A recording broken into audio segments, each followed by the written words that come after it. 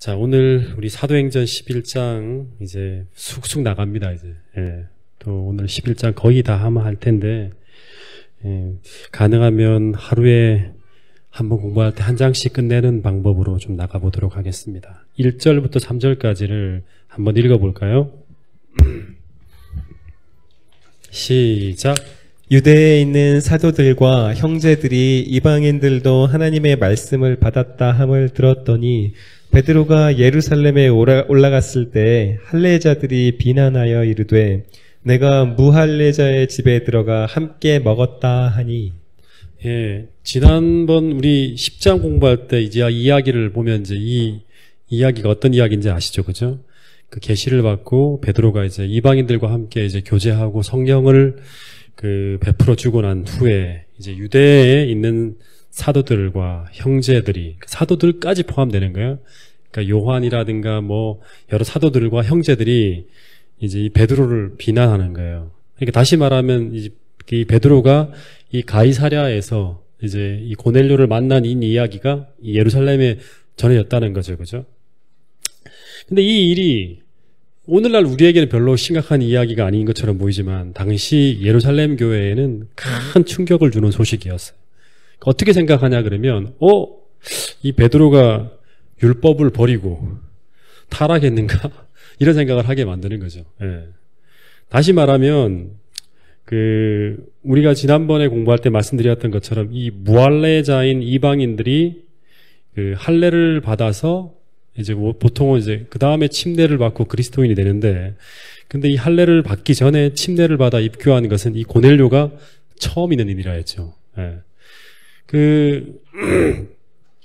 그리스도인이 되는 절차는요, 그러니까 요 당시까지 사도행전 이 10장까지는 어떻게 그리스도인이 되냐가 하면 이방인들이 그리스도인이 되는 과정은 먼저는 할례를 받아야 돼요. 그래서 아브라함의 후손이 되어야 돼요. 예. 아브라함과의 언약이 이제 이들에게 적용되기 위해서. 그런 다음에 침례를 받아서 이 기독교인이 되어야 한다고 이제 당시 유대인 그리스도인들은 생각을 하고 있었어요. 그래서 할례를 받지 않았다면 그 사람은 절대 그리스도인이 될 수 없다는 생각이 그들의 보통 생각이었어요. 근데 여러분, 이 베드로가 계시받고 난 이후에도 이 사람들 사이에 이 논쟁이 굉장히 치열하게 이루어져 갖고 결국 어디까지 가죠? 사도행전 15장에 가면 이 할례 논쟁이 예루살렘 총회의 중요한 이슈로 들어갑니다. 그리고 난 후에도 이 결론이 났지만 이 결론에 불복해서 유대인 그리스도인이 끝없이 이 논쟁으로 계속 이제 사도 바울과 토론하고 이야기하는 이야기가 이제 신약 성경의 계속 이야기로 이어지는 걸 우리가 볼 수 있습니다. 그래서 이 유대인이 되는 증표인 이 할례는 굉장히 큰 논쟁거리입니다. 왜냐하면 이 할례는 아브라함 때부터 하나님 백성이 되는 징표요. 거의 조상 대대로 이 할례는 구원의 표, 하나님 백성의 증표로 이어져 왔기 때문에 그렇습니다. 그래서 이거를 깬다는 거는 쉽지 않은 거예요.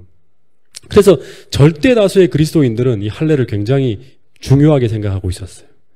근데 베드로가 이런 풍토에 이 가이사랴에서 백부장 고넬료가 하나님 말씀을 받았다고 하는 거예요. 할례도 받지 않은 사람이. 그리고 베드로가 그 사람과 함께 식사도 하고 교제도 했다고 하니까 이 유대인들이 전부 다 들고 일어나면서 베드로를 비난하면서 당신이 어떻게 무할례자의 집에 들어가서 밥을 함께 먹을 수 있는가 하면서 베드로의 행동에 대해서 비난했다고 하는 거예요. 그러니까 이 말은 되게 중요한 이야기입니다. 천주교에서는 보통 로마 카톨릭의 초대 교황이 누구라 그러죠? 베드로라 그러죠. 베드로는 무료하고 무오하고 그 사람의 한마디면 모든 게 다 평정이에요. 근데 이 이야기는 거기에 맞지 않아요. 베드로가 이런 결정을 내렸는데 예루살렘 교회 전체가 어떻게 합니까? 반대하면서 들고 일어난 거예요. 너 잘못됐다 그러면서. 그래서 이 베드로가 이 일에 대해서 이제 소명을 해야겠죠. 소명을 하는 이야기가 쭉 나오는데 그 내용들은 돌아가서 읽어보시면 되고요. 잠깐 설명을 하면 그 내용은 어떤 내용이냐 그러면 사도행전 10장 이야기를 반복하는 거예요. 내가 그렇게 한 이유는 바로 뭐냐 그러면 내가 어디에서 이 요바에서 계시를 봤는데 그 계시의 내용이 바로 정한 동물과 부정한 동물이 한 그릇에서 쭉 내려오는데 하나님이 그것을 먹으라 했다. 그래서 왜 먹으라 하느냐 하나님께 물었더니 하나님께서 정하게 한 것을 너가 속되다고 하지 말라고 하는 계시였다고. 그래서 그 계시의 내용을 듣고 아, 이방인들이 부정한 사람들이 아니구나 하는 이해를 가지고 고넬료가 보낸 사람들과 함께 그들의 요청을 따라서 베드로가 6명의 사람이라는 말이 여기 처음에 나와요. 6명의 자기 수행원들과 같이 어디로 가냐 그러면 이 가이사랴로 가게 되었다. 그리고 고넬료를 만났다 그러는 거예요. 그리고 15절에 베드로가 고넬료와 그의 가족과 친지들이 모인 자리에서 설교를 하게 되는데 그때 그 위에 뭐가 임했다? 성령이 임했다는 굉장히 충격적인 이야기를 하는 거예요. 그리고 그 증거를 누가 보았다? 함께 6명이 수행한 그 그리스도인들이, 유대인 그리스도인이 함께 보았다고 하는 거예요. 그 증거가 내 혼자의 얘기가 아니라는 거예요. 15절부터 18절까지를 한번 읽어보겠습니다. 시작. 내가 말을 시작할 때 성령이 그들에게 임하시기를 처음 우리에게 하신 것과 같이 하는지라. 내가 주의 말씀에 요한은 물로 침례를 베풀었으나 너희는 성령으로 침례를 받으리라 하신 것이 생각났노라. 그런즉 하나님이 우리가 주 예수 그리스도를 믿을 때 주신 것과 같은 선물을 그들에게도 주셨으니 내가 누구이기에 하나님을 능히 맡겠느냐 하더라. 그들이 이 말을 듣고 잠잠하여 하나님께 영광을 돌려 이르되 그러면 하나님께서 이방인에게도 생명 얻는 회개를 주셨도다 하니라. 네, 이 15절에 보면 이제 내가 말을 시작할 때 설교를 막 할 때 베드로가 성령이 저희에게 임하시기를 처음 우리에게 하신 것과 같이 하신지라. 처음 우리에게 하신 것이란 말은 뭐죠? 오순절에 성령이 처음 역사했던 것과 똑같이 고넬료의 가족들에게도 임했다고 하는 거예요. 그래서 17절, 18절에 그런즉 하나님이 우리에게 주 예수를 믿을 때 주신 것과 같은 선물을 저희에게도 주셨으니 내가 누구간데 하나님을 능히 맡겠느냐 하더라. 저희가 이 말을 듣고 잠잠하여 하나님께 영광을 돌려가로되 그러면 하나님께서 이방인에게도 생명 얻는 회개를 주셨도다 하면서 이렇게 평정이 되는 거예요. 다시 말하면 이 말은 무슨 말인가 하면 사도행전 1장 5절에 보면 이제 1장 5절부터 8절까지 하나님이 처음으로 이제 이 제자들에게 뭘 하죠? 성령의 약속을 주시잖아요. 그죠? 근데 처음에는 제자들은 어떤 생각을 하냐 그러면 이 성령에 대한 약속은 단지 자신들에게만 허락되는 거라고 해당되는 거라고 생각을 했다 그럽니다. 근데 이제 베드로가 계시와 체험을 통해서 이스라엘에 속하지 않은 사람들에게도 성령의 은사가 똑같이 부여된다고 이제 그런 거를 이제 이해하게 되고 그걸 전하게 되는 거예요. 근데 여러분 17절에 보면 성령을 받는 조건이 뭐죠? 네. 성령을 받는 조건이 뭐예요?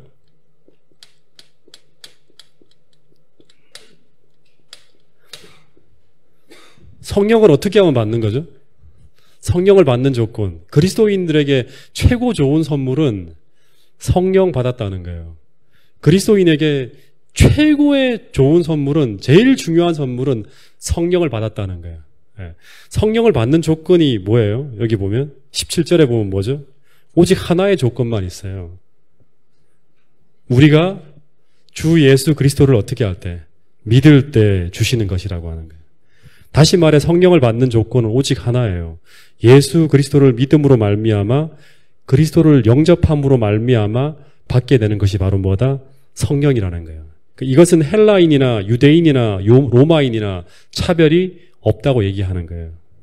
그 요한복음 7장 39절에도 보면 찾진 않을게요. 예수님도 성령은 어떻게 받는가 하면 그를 믿는 자들이 받을 성령이라는 거예요.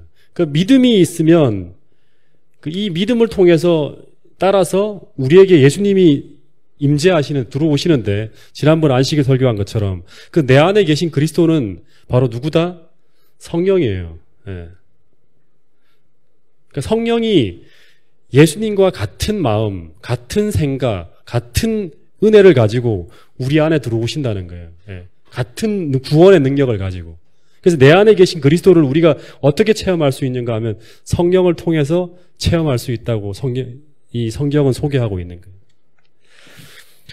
어쨌든 이 일로 인해서 저희가 28절에 보면 더 이상 비난하지 못하고 잠잠해지면서 하나님께 영광을 돌리고 이 이방인에 대한 논쟁이 종식되면서 복음이 이제 이방인들에게도 나갈 수 있는 이제 그런 어떤 이 인프라가 깔려지는 거예요. 교회가 정서적으로 준비되어지기 시작하는 거예요. 논란이 한바탕 지나가고 이제 평정이 되는 거예요.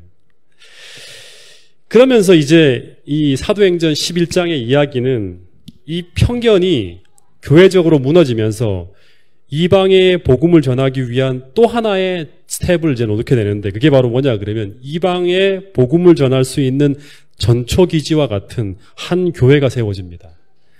여태까지는 전부 다 아람어라든가 이제 이 히브리 문화에 속한 교회들이 쭉쭉 만들어졌죠, 그죠? 근데 헬라어를 사용하는 이방인 교회가 이제 세워지는 거예요. 그 교회 이름이 바로 뭐죠? 그 교회 이름이 뭐죠? 네, 안디옥 교회가 이제 개척되어지는 이야기로 이어집니다. 자, 19절 한번 읽어보겠습니다. 19절 시작. 그때 스데반의 일로 일어난 환난으로 말미암아 흩어진 자들이 베니게와 구브로와 안디옥까지 이르러 유대인에게만 말씀을 전하는데, 그 중에 구브로와 구레네 몇 사람이 안디옥에 이르러 헬라인에게도 말하여 주 예수를 전파하니. 네, 여기까지 보게. 그때 이제 이런 게 이제 이런 논쟁들이 쫙 종식되어지고 난 다음에 그때 스데반의 일로 일어난 환난으로 인하여 흩어진 자들이 베니게와 구브로와 안디옥까지 이르러 도를 유대인에게만 전하였다고 하죠. 유대인에게만. 그때까지만 해도. 그렇죠? 다시 말해서 이게 무슨 말인가 하면 스데반의 죽음으로 말미암아 처음에는 절대 유대인들이 이방에다가는 복음을 안 전했어요. 그죠? 근데 스데반의 죽음이 하나의 계기가 됐다는 거예요. 그래서 이 핍박이 확 예루살렘에 몰아치면서 그로 인해서 신자들이 쭉 흩어지기 시작하면서 빌립은 어디로 갔죠? 이 예루살렘에서 빌립은 이제 이 사마리아 동네로 가서 복음을 전하게 되었고, 그리고 사마리아뿐 아니라 이 가이사랴로도 복음을 전하기 위해 갑니다. 빌립이. 그리고 본문을 보면 또 다른 사람들이, 이 빌립 말고 또 다른 사람들이 어디로 갔다 그랬죠? 베니게. 이 베니게라는 말은 이 페니키아의 수도가 바로 이제 두로와 시돈이래요. 이쪽으로 이제 복음을 전하기 위해 사람들이 몰려가는 거예요. 예. 그리고 구브로와 안디옥까지도 복음이 전파되어졌다 그럽니다. 이렇게 이제 이 동네에 머물던 이 복음이 이제 이렇게까지 나가는 거예요. 쭉 나가기 시작하는 거예요. 그런데 그때까지도 이 복음은 누구에게만, 이방인이 아니에요. 유대인 그리스도인에게만 전하는 거예요. 유대인들에게만 그리스도인이 될 수 있도록 전했다 그럽니다. 근데 중요한 성경절을 보면 20절, 21절에 보면 누가가 이런 이야기를 합니다. 무슨 말을 하는가 하면 그 중에 구브로와 구레네 몇 사람이, 이 구브로는 여기 키프로스 여기예요. 여기 있는 이 몇 사람이 안디옥에 이르러, 이 안디옥 여기입니다. 안디옥에 이르러 헬라인에게도 말하여 주 예수를 전파하니. 헬라인에게도 이제 복음을 전하는 거예요. 복음을 전파하며 주 예수를 전파하니 주의 손이 그들과 함께 하심에 수다한 사람이 믿고 주께로 돌아오더라고 합니다. 여기에 어떻게 보면 이제 공식적으로 안디옥 사람 니골라란 말이 있었지만 실제로 안디옥이라는 도시가 처음으로 언급되어지는 이제 곳이 바로 사도행전 11장입니다. 여러분, 이 안디옥은 어떤 도시냐 그러면 이 예루살렘이나 이런 뭐 가이사랴, 두로, 시돈, 요빠, 루따 뭐 이런 거하고 비교할 수 없는 도시예요. 이 예루살렘 이런 도시들은 정말 어떻게 보면 이 그리스라든가 로마 시대에 어떻게 보면 이름 없는 도시 비슷하죠. 그죠? 근데 이 안디옥이라는 도시는 어마어마한 도시입니다. 그 로마 제국에 보면 제일 큰 도시가 어떤 도시죠? 로마라는 도시가 제일 커요. 그 다음에 큰 도시가 알렉산드리아라는 이제 이집트에 보면 굉장히 큰 도시가 있습니다. 그 다음에 세 번째 도시가 어떤 도시냐 그러면 에베소라 그럽니다. 에베소. 그 소아시아 이쪽에 있는 도시죠. 그 다음에 네 번째 도시가 바로 어떤 도시냐 그러면 바로 안디옥이라는 도시입니다. 네, 안디옥이. 그만큼 큰 도시예요. 그리고 나중에 이제 기독교에서도 3대 교회가 있어요. 제일 큰 교회 3대 교회.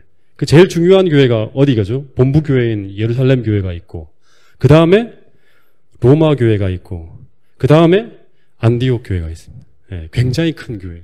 네. 그래서 그리스도 교회에 있어서도 굉장히 중요한 거점 교회 중에 하나가 바로 이 안디옥 교회, 알렉산드리아 교회도 큰 교회였죠. 예. 어쨌든 이제 이 교회는 이제 어떻게 가냐 그러면 처음에 예루살렘에서 이제 복음이 시작되어져서 사마리아로 흘러갔고, 그리고 사마리아에서 어떻게 가죠? 사마리아로 이제 빌립이 갔지만 또 이 베드로를 통해서 루다와 요빠로 해서 어디로 가죠? 가이사랴까지 올라갔죠. 이렇게 쭉 복음이 전파되어져 나가는 거예요. 해안선을 따라서 쭉 올라가는 거예요. 올라가는데 지금 이제 11장에서는 헬라 문화와 그리스 문화와 가장 접촉할 수 있는 어떻게 보면 중요한 도시인 안디옥까지 이제 흘러 들어가는 거예요. 복음이 굉장히 중요한 스텝을 놓게 되는 거예요. 예수님의 사명은 뭐죠? 복음이 땅끝까지 가야 되는 거예요. 땅끝까지 가기 위해서는 어디를 거쳐야 되냐 그러면 이 안디옥이라는 도시에 교회를 세워야 돼요. 네. 그래서 그 시작에 이 본문에 보면 구브로와 구레네 사람 몇 사람이 안디옥에 있는 헬라인들에게 주 예수를 전파하면서 시작되었다고 하는 거예요. 그러니까 이 이야기가 참 재밌는데 안디옥 교회의 개척은 누가 세웠다? 사도 바울이나 베드로나 사도가 아니라 어떤 사람이에요? 이름 모를 몇 그리스도인에 의해서 굉장히 중요한 교회의 개척이 시작되었다고 하는 거예요.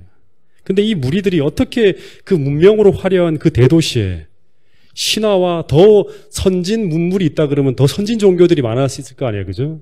근데 그 대도시에 이 복음을 전파하며 교회를 개척할 수 있었을까? 근데 거기에 딱 하나의 말이 나와요. 그 시작에 보면 본문에 그들이 기별을 전할 때 어떻게 전했는가 하면 그들이 아주 진실하게 기도하며 주의 복음을 전할 때 뭐가 함께했다? 네. 주의 손이, 주의 손이라는 말이 나오잖아요. 주의 손이 그들과 함께함으로 수다한 사람들이 믿고 주 예수께로 돌아왔다고 이야기합니다. 다시 말하면 그러면서 이 안디옥이라는 큰 대도시에 이 소수의 사람들에 의해서 교회가 세워졌다고 합니다. 여러분, 교회가 건물로서 세워지는 것은 한 3세기경부터래요. 그 전까지만 하더라도 다 어떤 교회냐 그러면 가정교회예요. 이 집에서 이렇게 사람들을 놓고 해서 만나서 교회 사람들을 이렇게 이제 복음을 전하면 그 사람들이 신자가 되면 그 몇 그룹이 모여서 뭐가 되냐 그러면 가정교회가 되는 거예요. 그렇게 교회가 개척되는 거예요. 자, 20절, 21절을 다시 한번 읽어볼게요. 자, 20절, 21절입니다. 시작. 그 중에 구브로와 구레네 몇 사람이 안디옥에 이르러 헬라인에게도 말하여 주 예수를 전파하니 주의 손이 그들과 함께 하심에 수많은 사람들이 믿고 주께 돌아오더라. 네. 그러니까 두세 사람이에요. 어떻게 보면 사도 바울이라든가 이런 어떤 위대한 인물들이 아니라 오늘 우리도 주의 손이 함께 할 때 우리가 하나님의 역사를 이루어가는 부분에서 굉장히 중요한 한 스텝을 놓을 수 있다는 거예요. 우리의 헌신들이. 근데 거기에 무엇이 함께 해야 된다? 주의 손이에요. 근데 혹시 기억하십니까? 지난번 재림연수원 우리 기도회 때 제가 기도의 시간 이 주의 손이라는 표현이 의미하는 것을 언급했는데 혹시 기억하시는 분 계세요? 네. 주의 손이 뭐를 의미했죠? 네. 누가 성령이라 했습니까? 네. 그 출애굽기 6장 1절에 보면 여호와께서 모세에게 이르시되 내가 바로에게 하는 일을 내가 보리라. 강한 손으로 말미암아 하나님의 강한 손으로 말미암아 바로가 너희들을 보내게 될 거라고. 강한 손으로 말미암아 바로가 그들을 이 땅에서 쫓아내게 된다는 말. 하나님의 강한 손이 탁 바로를 터치해야지만 세상에 그 위대한 권력을 가지고 있는 바로가 어떻게 한다? 거기에 굴복하고 하나님의 백성을 내어놓게 된다는 거예요. 출애굽기 6장 6절에서 보면 그러므로 이스라엘 자손에게 말하기를 나는 여호와라. 내가 애굽 사람의 무거운 짐 밑에서 너희를 빼내며 그들의 노역에서 너희를 건지며 하나님의 편팔로 여러 심판들을 그들에게 내므로 말미암아 너희들을 속량하겠다는 말을. 하나님의 손이 이렇게 펴져야 돼요. 어디로? 이스라엘 백성들을 향해서 펼쳐질 때 하나님의 구원이 시작된다고 하는 거예요. 출애굽기 7장 5절에도 내가 내 손을 애굽 위에 펴서 이스라엘 자손을 그 땅에서 인도하여 낼 때에야 애굽 사람이 나를 여호와인 줄 알리라 하는 거예요. 다시 말하면 하나님의 손이 이렇게 쫙 애굽 사람들 위에 쫙 펼쳐질 때 그때 이스라엘 백성들도 애굽 사람들도 하나님이 바로 여호와라는 사실을 알게 된다고 하는 거예요. 다시 말해서 이 하나님의 능력이 눈에 보이는 권능으로 하나님 마치 사람의 손처럼 힘이 있는 사람의 손이 펼쳐지는 것처럼 이 눈에 보이는 권능으로 나타날 때 그때 이 주의 손이라는 표현이 등장하는 거예요. 그리고 그 능력이 나타날 때 하나님의 뜻을 맡고 있는 애굽이 무너지면서 출애굽의 구원이 나타나게 된다는 거예요. 그래서 이 성경의 용례를 보면 이 주의 손이라는 말은 하나님의 권능, 성령의 능력을 말하는 거예요. 예. 다시 말하면 하나님 나라는 어떻게 이루어진다? 예. 하나님 나라는 어떻게 이루어진다? 예. 성령을 힘입어서 귀신을 물리칠 때, 사단의 능력을 물리칠 때 하나님 나라가 너희에게 임하였다 그럽니다. 근데 이 하나님의 성령의 능력을 누가복음에서는 어떻게 표현하냐 그러면 하나님 나라는 주의 손으로 귀신의 능력을 물리칠 때라는 말을 해요. 주의 손이란 말이 성령의 능력이라는 말로 이렇게 표현되어지는 거예요. 예. 여러분 그런데 이 하나님의 성령의 능력이 똑같이 오순절엔 예루살렘에 펼쳐졌잖아요. 그죠? 그 사람들에게. 루다에서도 하나님의 손이 펼쳐졌잖아요. 그러면서 믿는 사람들이 막 돌아오는 거예요. 똑같이 이 구브로에서 있는 이 사람들에 의해서 안디옥에서 하나님 말씀을 증거할 때 그때 어떻게 했다? 똑같이 이 성령의 능력이 역사할 때 이 안디옥에 있는 수많은 사람들이 하나님께로 돌아오는 역사가 펼쳐졌다고 하는 겁니다. 다시 말하면 성령의 능력이 안디옥에서 복음을 전하는 사람들에게 나타날 때 그들이 비록 숫자가 몇 사람 안 되고 그리고 능력이 모자랐을지라도 하나님의 손이 그들을 붙들 때 수단 믿는 사람들이 하나님께로 돌아오는 놀라운 구원의 역사가 펼쳐지고 있었다는 거예요. 그러니까 오늘 우리가 복음을 전하는 그 현장에 우리가 인도해야 될 그 사람들을 만날 때마다 주의 손이 우리와 함께 하시고 우리를 붙들 수 있도록 하나님께 기도하는 여러분과 저가 될 수 있기를 간절히 바라겠습니다. 그래서 이 복음의 불씨가 이 소수의 사람들에 의해서 안디옥에 떨어지게 되고 드디어 안디옥 교회가 세워지게 됩니다. 그리고 이 몇몇 사람들에 의해 세워진 이 교회가 이제 얼마나 큰 일을 하게 되는지 이제 아무도 몰라요. 근데 어마어마한 역사를 이제 펼쳐가게 되죠. 이 교회가. 그래서 이 안디옥 교회의 소식이 예루살렘에 쫙 이제 들려오자 예루살렘에서는 이 교회를 지도할 사역자를 보내야 되는데 누구를 보내게 되는가 하면 누가 이제 등장하게 됩니까? 이 안디옥 교회로 누가 파송되어져 나가죠? 바로 바나바가 이제 등장하게 됩니다.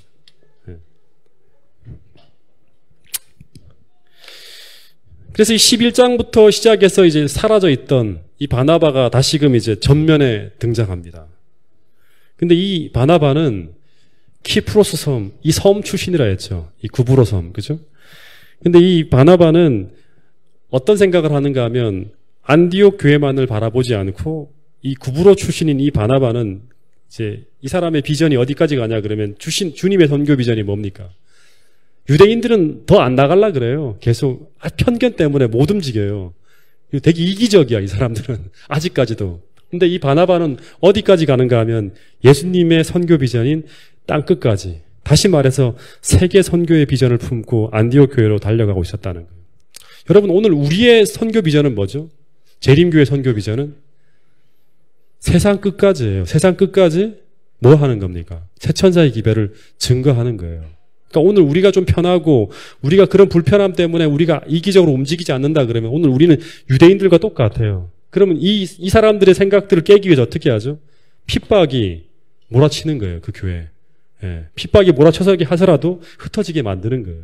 그러니까 오늘 우리들의 생각이나 우리들의 마음도 세계 선교, 다시 말하면 지역 사회로 그다음에 동작 지역과 그다음에 세계 선교를 위해서 계속 우리가 가지고 있는 복음의 기별을 또 재정의 능력 이런 모든 것들을 나누고 흩어야지만 하나님은 계속 그 선교를 위해서 우리에게 이 물질과 모든 것들을 공급하시면서 교회로 하여금 더 흥황하게 한다는 거예요. 안디옥 교회가 위대한 교회로 나중에는 예루살렘에서 거의 일로 넘어가죠. 선교의 중심이 넘어갑니다. 그렇게 될 수 있었던 이유는 바로 뭐냐 그러면 이 교회가 부흥할 때 자기들만을 위해서 생각하지 않고 최고의 지도자 두 사람을 어디로 보냅니까?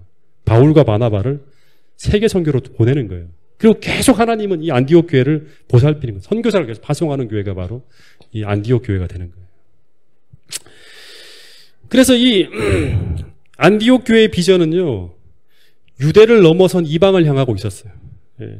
어쨌든 이 바나바가 그 교회에 부임하자마자 이 사람이 그런 꿈을 꾸면서 어떻게 하냐 그러면 먼저 이 교회를 위해서, 교회를 그 선교, 세계 선교의 그 털을 놓기 위해서 열심히 사역을 합니다. 22절부터 24절까지 읽어보겠습니다. 시작. 예루살렘 교회가 이 사람들의 소문을 듣고 바나바를 안디옥까지 보내니 그가 이르러 하나님의 은혜를 보고 기뻐하여 모든 사람에게 굳건한 마음으로 주와 함께 머물러 있으라 권하니. 예. 이 누가는 이제 22절부터 24절에 보면 이 바나바를 어떻게 이제 소개하는가 하면, 진짜 누가가 볼 때는 앞에서도 권위자요. 그죠? 모든 사람에게 칭찬 듣는 사람이라 했잖아요. 그죠? 근데 여기서도 최고의 칭찬을 합니다. 이제 극찬을 해요, 바나바가. 바나바는 어떤 사람이다? 예? 이 바나바에 대해서 세 가지의 단어를 쓰고 있는데, 어떤 사람이다? 첫 번째는 착한 사람이다. 두 번째는 어떤 사람이다? 예, 두 번째는 성령과, 세 번째는 믿음이 충만한 사람이라는 거예요. 가득 찬 사람이라는 거예요. 그 사람을 볼 때마다 얼굴에 선함, 두 번째는 성령, 세 번째는 믿음이 있는 사람이라는, 아주 이렇게 그 사람을 신뢰할 수 있는, 그 사람이 그리스도인이 가지고 올 수 있는, 그리스도인에게 붙일 수 있는 최고의 칭찬을 다 이 바나바에게 붙이고 있는 거예요. 사도 바울에게도 이런 칭호를 안 붙이죠. 그죠? 누가가. 예. 나중에는 이 바울과 이 바나바가 마가의 문제로 말미암아 충돌하죠. 그죠? 그런 상황을 알고 있으면서도 이 바나바를 최고의 인품을 가진 사람으로 적고 있습니다. 그러니까 이렇게 선한 인품을 가진 그가 이런 믿음과 이런 성령의 충만한 모습으로 교회를 돌보면서 성도들을 권면하면서 최선을 다해서 열심히 봉사해 나갈 때, 하나님은 이 준비된 사람의 헌신의 열매를 막 부어주는데 어떤 일이 벌어지냐 그러면 큰 무리가 모여지는 부흥을 경험하게 된다고 이야기를 하고 있습니다. 그러면서 이 교회가 이제 이 바나바 혼자서는 사역을 할 수 없는 정도로 이렇게 막 바빠지기 시작하죠. 바빠지기 시작할 때 이 바나바가 누구를 생각할까요? 누구를 생각하고 있었냐 그러면 바로 이 사역을 함께 나눌 동력자를 생각합니다. 그 사람이 바로 25절에 나오는 그와 같은 세계 선교 비전을 받은 사람, 그걸 꿈꾸고 있는 사람이죠. 하나님이 나에게 이방을 향해 복음을 전할 그릇으로 나를 세웠다고 늘 이야기하는 사람, 바로 누굽니까? 네, 사도 바울을 이제 생각하는 거예요. 그래서 사도 바울을 부르는 이야기가 바로 25절에 나옵니다. 자, 25절, 26절을 또 한번 읽어보겠습니다. 시작. 바나바가 사울을 찾으러 다소에 가서 만남에 안디옥에 데리고 와서 둘이 교회에 1년간 모여 있어 큰 무리를 가르쳤고, 제자들이 안디옥에서 비로소 그리스도인이라 일컬음을 받게 되었더라. 예, 이제 사도 바울이라는 사람은 바나바의 친구였죠. 그죠? 우리가 공부를 했죠. 그죠? 그래서 아마 이 사도 바울은 어디 있었냐 그러면 자기 고향인 다소에가 있었어요. 안디옥과 그렇게 멀지 않아요. 그 떨어져 있는 동안 어떻게 했을까요? 계속 편지를 아마 주고받으면서 계속 교제를 하면서 서로에 대한 비전을 나누었을 거예요. 예. 이제 이 정황으로 본다 그러면. 그리고 이 사도 바울도 바나바가 어떤 사람이다? 이방인에 대한 선교 비전을 가지고 있는 사람임을 잘 알고 있었을 거예요. 서로 같이 통하는 사람이에요. 근데 이걸 어떻게 해야 될까? 이 유대인들 세계 속에서는 참 이게 복음을 전하는 게 쉽지 않아요. 하나님은 분명히 우리에게 뭘 주셨다? 세계 선교의 비전과 땅끝까지 복음을 전하라 가는데 이런 편견을 가지고 있으면 어떻게 복음을 전할 수 있는가? 늘 아마 고민하고 있었을 거예요. 근데 드디어 안디옥에 교회가 개척되어졌다는 얘기를 듣고 바나바가 그 책임자로 자기가 지원했을 거예요. 내가 가겠다고. 유대인들은 아마 안 움직였을지도 몰라요, 여전히. 근데 이제 바나바가 가는 거예요. 그리고 털을 닦아놓고 난 다음에 그 다음에 이제 바울에게 같이 도와달라고. 너무 바빠지고 있다고. 아마 이 다소에서도 아마 사도 바울이 계속 선교를 했겠죠, 그죠? 그래서 이 하나님께 기도하고 난 다음에 두 사람이 같이 안디옥으로 들어가게 됩니다. 근데 이 두 사람의 이 안디옥 교회에서 연합은요, 기독교의 역사에 엄청난 어떤 그런 이제 이 운명적인 만남이 이제 시작되는 거예요. 사역의 어떤 그런 굉장한 어떤 그런 이 동력을 내는 그런 일이 벌어지는 거예요. 그래서 이 사람들이 둘이서 성경에 보면 1년간이라고 딱 나와요. 1년간 공동 목회를 하는데 이 두 사람이 연합해서 함께 목회에 나갈 때 그 교회에 바나바 혼자 할 때보다 몇 배 더 부흥이 일어납니다. 엄청난 부흥이 일어나는데 그 부흥이 일어나면서 이 안디옥 교회 교인들을 부르는 그 동네 사람들이, 이 안디옥에 있는 도시의 사람들이 그 그리스도인을 부르는 하나님 백성들을 부르는 호칭이 최초로 뭐로 등장하고 있다? 그리스도인이라는 최초의 호칭이 등장하게 되었다고 합니다. 그 호칭이 바로 뭐냐 그러면 원래는 유대인이라는 말이 그리스도인이라는 말로 많이 쓰였겠지, 그죠? 유대인 사람들이 하나님 믿는 사람이니까 유대인이라든가 또는 뭐 그 나사렛인 특별한 호칭이라 그러면 그렇게 불렸을지도 모르겠어요. 바로 나사렛 예수 그리스도를 지금 하나님으로 믿는 사람이니까. 그리고 뭐 갈릴리인, 그다음에 헬라파 유대인, 안디옥 뭐 이렇게 여러 가지 뭐 이인들이 불리다가 이제 그 모든 것들을 통칭해서 그리스도인이라는 칭호가 이 안디옥에서 처음으로 이제 불려지게 되었다고 얘기합니다. 근데 여기서 조금 생각해 봐야 될 게, 여러분 이 그리스도인이라는 말이 무슨 뜻인지 아시죠? 예? 그리스도인. 이 그리스도인이란 말은 이 그리스도라는 명사에다가 그 전미사를 붙여서 이제 불려지는 칭호입니다. 보통은 이제 원래는 이 그리스도인이란 말은 안디옥 교회 사람들이 이 예수님을 하나님으로 섬기는 이 사람들을 조롱하는 표현이었어요. 조롱하는, 놀리는 어떤 그런 말로 쓰는 거였어요. 예를 든다 그러면 당시에 이제 그 로마 황제였던 그 줄리아누스를 따르는 사람을 가리켜서 줄리안이라고 불렀다 그럽니다. 근데 이 줄리안이라는 말은 배반자를 뜻하는 조롱의 이제 말이요, 표현이었대요. 예. 그러니까 줄리안이라는 말은 이 줄리아누스 황제하고 비슷한 사람, 이렇게 해서 배반자로 이렇게 불렀다 그럽니다. 그리고 푼페이우스를 따르는 사람들을 가지고 이제 푼페이안이 똑같아요. 푼페이안이라고 불렀고, 그리고 종교개혁 당시에 루터를 따르는 이제 루터파 사람들을 가지고 루터란이라고 이제 부르면서 그 사람들을 조롱하는 거예요. 저 사람들은 이제 루터가 가지고 있는 그런 믿음을 가지고 그 쓸데없이 저렇게 살아간다 하면서 이렇게 조롱하는 투로 불렀다는 거예요. 그 마찬가지로 그리스도인이란 말은 그리스도를 추종하는 사람들이라는 뜻으로 안디옥 사람들이 이 그리스도인들을 비하하는 용어로 이 단어를 사용한 거예요. 그러니까 이 호칭이 당시 안디옥 교회 그리스도인들이 들을 때는 듣기 좋은 호칭이 아니에요. 예, 상당히 듣기 힘들어요. 그러니까 오늘날 우리를 가지고 세상 사람들 어떻게 부르죠? 어떻게 부릅니까? 어떻게 부르죠? 안식일 교인이란 말은 신사들이 부르는 말이고요. 그냥은 뭐라 부릅니까? 안식교인. 안식일 교인이라고도 안 불러요. 안식교인이라고 불러요. 안식교인. 그리고 옛날에 초창기, 오늘날도 그러죠. 예수님을 믿는 사람들을 가지고 예수쟁이라고 부르잖아요. 예수쟁이. 이런 호칭이 바로 뭐냐 그러면 당시에 그리스도인이라는 호칭이라는 거예요.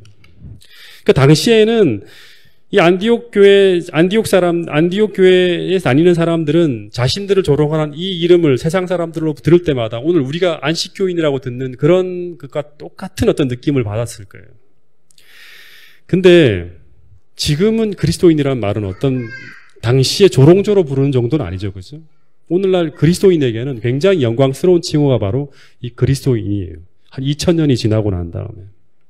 그래서 베드로가 당시 이런 말을 들으면서 조롱을 당하고 있던 이 소수의 그리스도인들을 향해서 이런 말을 합니다. 뭐라고 하는가 하면 베드로전서 4장 16절에 보면 만일 그리스도인으로 고난을 받은즉 부끄러워하지 말라고 합니다. 다시 말해 너희가 진짜로 그리스도인으로 살기 때문에 그런 조롱을 당하고 있다면, 진짜로 너희들이 만약에 나쁜 짓을 해서 조롱을 당하고 있다면 그런 뜻으로 쓰인 건 아니고, 너희가 진짜로 그리스도인으로 살기 때문에 그런 조롱을 당하고 있다면, 다시 말해 우리가 진짜로 참된 그리스도인으로 살기 때문에 우리가 조롱을 당하고 그 말씀대로 살기 때문에 우리가 고난을 받고 있다면 부끄러워하지 말고 도리어 어떻게 하라? 영광스럽게 생각하라고 하는 거예요. 왜냐 그러면 하나님께서 너희를 인정하고 있기 때문에 그렇다는 거예요. 마찬가지로 오늘 우리에게는 그리스도인이라는 명칭하고 안식일 교인 혹은 재림교인이라는 명칭으로 세상 사람들에게 불리워지고 있는 사람들이에요. 오늘 우리는. 근데 오늘 우리가 그 이름대로 살아가면서 그 말씀대로 살기 때문에 세상 사람들에게 조롱과 비난과 고난과 어려움을 당하고 있다면 오늘 우리는 안디옥 교회 교인들처럼 제대로 살아가고 있다는 것으로 알고 부끄러워하지 말고 도리어 기뻐하라고 주님은 이야기하고 있는 거예요. 오늘 우리가 이대로 살지 못하기 때문에 세상 사람들이 이 윤리에 빗대어서 우리가 잘못 살고 있다면 그건 진짜 말 그대로 회개해야 되고 잘못된 길을 가고 있는 거예요. 하지만 우리가 진짜 당시에 안디옥 교회 사람들처럼 주님을 너무나 열심히 따르고 주님처럼 닮기 위해서 애쓰고 있다가 그것 때문에 그 사람들에게 그런 조롱을 받고 있다면 너희들은 기뻐하고 즐거워해야 될 일이라고 하는 거예요. 왜냐하면 그 이름은 세상이 알지 못하는 진리를 가지고 우리가 살아가고 있다는 증표이기 때문이라고 그렇다고 합니다. 여러분 오늘 우리의 삶 속에 그런 고난 속에서 그런 어려움들 속에 조롱과 비난과 어려움을 당하고 있다면 여러분 이 베드로가 우리에게 전하는 이 기별이 우리에게도 위로가 되고 우리에게도 또 축복이 될 수 있는 여러분과 제가 될 수 있기를 간절히 바라겠습니다. 다시 말하지만 이 그리스도인이라는 용어가 최초로 사용된 교회가 어디다? 안디옥 교회라는 거예요. 그 이유는 이 교회 신자들이 정말 열심히 예수님을 따르기 위해서 또 그리스도를 닮기 위해서 열심히 그리스도의 가르침을 전하고 그분의 뜻을 펼쳤기 때문에 그들은 그 칭호를 그 동네 사람들에게서 얻을 수 있었다고 이제 이야기합니다. 여러분 오늘 우리도 이 재림교인의 냄새가 인근 사람들에게 남으로 말미암아 그들에게 비록 조롱을 듣더라도 정말 열심히 살아감으로 말미암아 저 사람들은 진짜 안식일 교인이라는 안식교인이라는 그런 칭호를 받게 될 수 있기를 간절히 바라겠습니다. 그러므로 말미암아 그 지역 사람들이 우리의 삶에 관심을 갖고 그리고 우리들의 삶을 그렇게 변화시킨 그 신앙에 대해서 그 진리에 대해서 궁금해할 수 있는 여러분과 저가 될 수 있기를 간절히 바라겠습니다. 왜냐 그러면 조롱을 받지만 이 사람들은 윤리적인 문제라든가 그런 문제로 조롱을 받고 있지 않아요. 도리어 그 사람들이 가지고 있는 윤리보다 훨씬 차원 높은 윤리를 가지고 그들은 살고 있었어요. 그래서 결국 이 사람들이 신앙을 하면서 빛이 되어서 계속 이 진리에 관심을 갖고 있는 사람들이 몰려드는 거예요. 오늘 그런 조롱들을 우리가 받아야 한다는 거예요. 세상의 잣대로 봤을 때는 절대 이 사람들은 문제가 없고 깨끗한 사람들이다. 하지만 이 진리에 대해서는 뭔가 모르게 이 사람들이 조롱하고 있지만 관심을 갖게 만드는 그런 사람들이 오늘 우리가 되어야 한다는 거예요. 다시 말하면 바나바처럼 착한 사람이고 선한 사람이고 또 성령 충만한 사람이고 믿음이 있는 사람이라는 이 세 가지의 증표가 오늘 안디옥 교회 사람들에게 나타났던 것처럼 오늘 우리에게도 나타날 수 있게 되기를 간절히 바라겠습니다. 그래서 이 전도회를 앞두고 우리가 이런 냄새를 풍김으로 알미암아 우리의 삶이 주변 사람들에게 이슈가 되고 관심거리가 될 수 있는 그런 사람들이 오늘 동작중앙교회 성도들이 될 수 있기를 간절히 바라면서 오늘 말씀을 줄이도록 하겠습니다.